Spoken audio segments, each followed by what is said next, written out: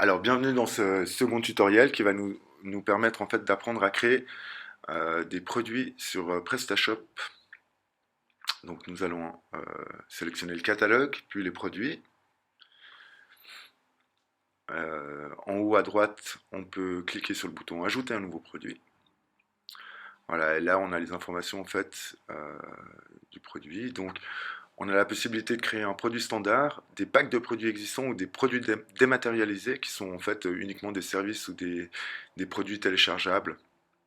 Donc là, on va faire un produit standard auquel on va mettre un nom, donc test de produit, une référence, ensuite des codes barres que vous pouvez mettre si vous en avez.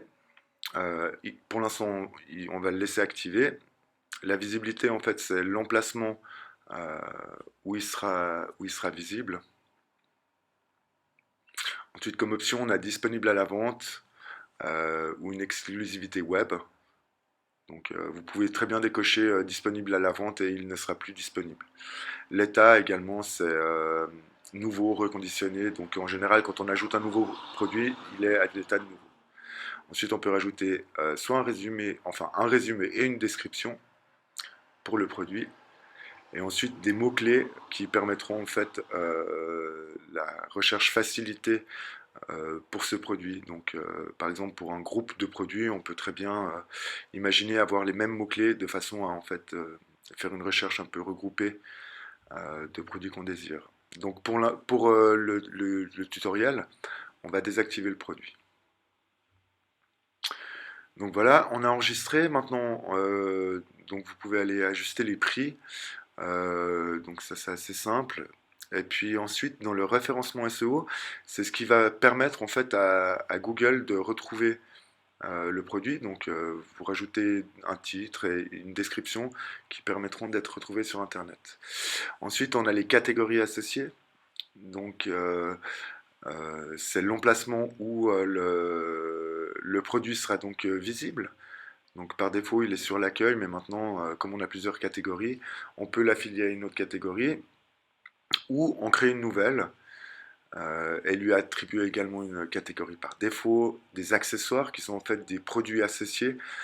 Si par exemple j'ai une machine, une machine à coudre qui correspond à un certain type d'accessoires options, comme par exemple une lampe ou un siège, eh ben on peut dans ces accessoires les rajouter. Ensuite, pour la livraison, on va définir la taille du paquet, les frais de port supplémentaires et le transporteur.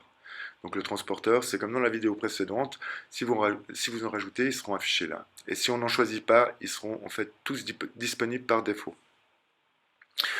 On a également la possibilité de rajouter des déclinaisons de produits. Admettons, si j'ai on va dire une machine ou du fil en différentes couleurs, on peut en fait créer un seul objet fil, puis selon les attributs, aller changer la couleur et pour chaque nouvelle entité de ce produit, en fait, on va pouvoir définir quel est l'impact sur le prix, quel est l'impact sur le poids, sur le prix unitaire, etc. Donc, admettons que le fil noir coûte 1 franc et que le fil blanc coûte 1 franc 20. Dans ce cas, dans l'impact sur le prix, on va choisir augmentation de 20 centimes et on aura le prix qui changera selon la déclinaison. Donc les quantités, vous choisissez le nombre de quantités que vous voulez. Les images, vous choisissez les images que vous désirez attribuer. Les caractéristiques, c'est un onglet dans lequel on peut rajouter différentes caractéristiques. La personnalisation, c'est pour rajouter des champs de texte ou des champs de médias.